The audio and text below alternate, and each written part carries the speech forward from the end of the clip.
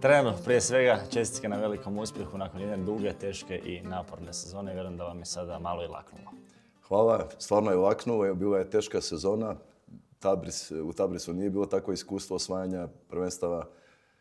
Bilo je dosta podmetanja. Zna se ko je glavni u ovoj lizi, Persepolis, Esteghlal i Sepahan su osvajali prvenstva. Bilo je dosta teško, ali sad smo stvarno odahnuli i zadovoljni smo i sretni da je završilo kako je završilo. Koliko ja se znamo, još kao klinci smo igrali zajedno nogomet u Rijeci i od tad se znamo i u principu cijeli život smo se susretali.